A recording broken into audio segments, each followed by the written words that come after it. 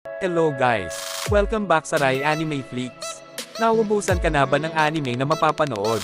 Pwes huwag kang mag-alala at ako ang bahala sa'yo dahil sa araw na ito ay may mga anime na naman akong irerekomenda sa inyo na sure akong magugustuhan mo. At ang mga anime na ito ay may patungkol sa mga demons. Kaya kung nais mong malaman kung ano ang mga anime na ito ay panoorin mo ito hanggang sa dulo. Kaya't ano pa ang ating hinihintay? Simulan na natin.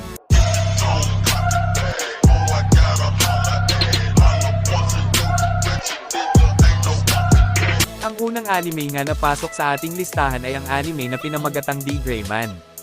Ang anime na ito ay pinalabas noong taong 2006 at ito nga ay patungkol sa kwento ng bida natin na si Alan Walker. Na 3 taon nang naninilbihan bilang isang disciple ng General Cross. Siya nga ay naipadala sa Black Order. Ito ay isang organisasyon na kung saan kinakalaban nila ang mga Akuma at ang Millennium Earl.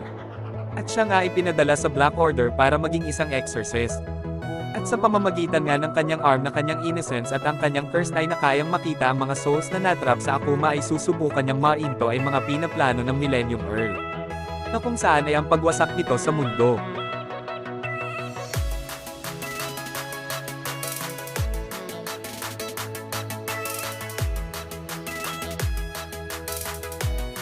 Ang sunod na anime na pasok sa ating listahan ay ang anime na pinamagatang Beyond the Boundary.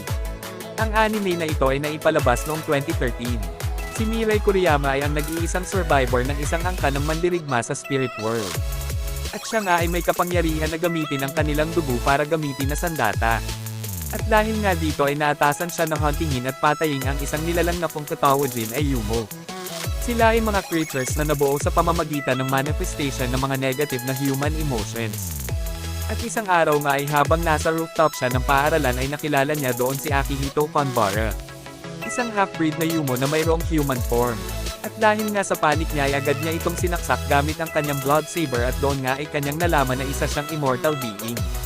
Nagkaroon naman sila ng peking pagkakaibigan, na kung saan laging sinusubukan ni Mirai na patayin si Akihito.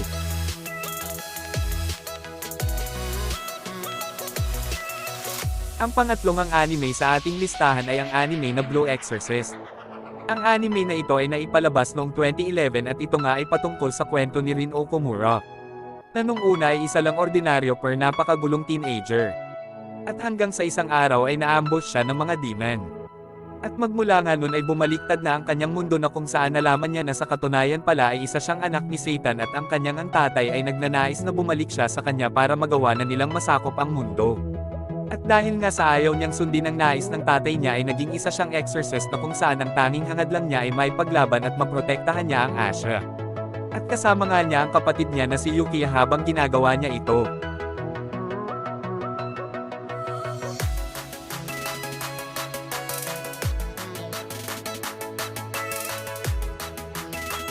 Ang pang-apat na anime na pasok din sa ating listahan ay ang anime na pinamagatang The Devil is a Part-Timer. Ang anime na ito ay naipalabas noong 2013 at ito nga ay patungkol sa kwento ng Demon Lord na si Satan.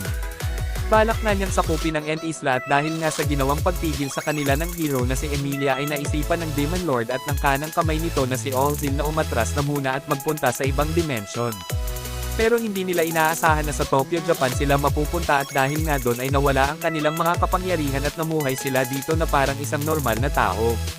Doon nga ay nagtrabaho siya sa isang fast food restaurant bilang isang part-timer habang hinahanap nila ang paraan kung papaano sila makakabalik sa End Isla. Pero lingid sa kaalaman nila ay sinundan pala sila ng hero na si Emilia at nais nga nito na tapusin na ang buhay ng Demon Lord na si Satan.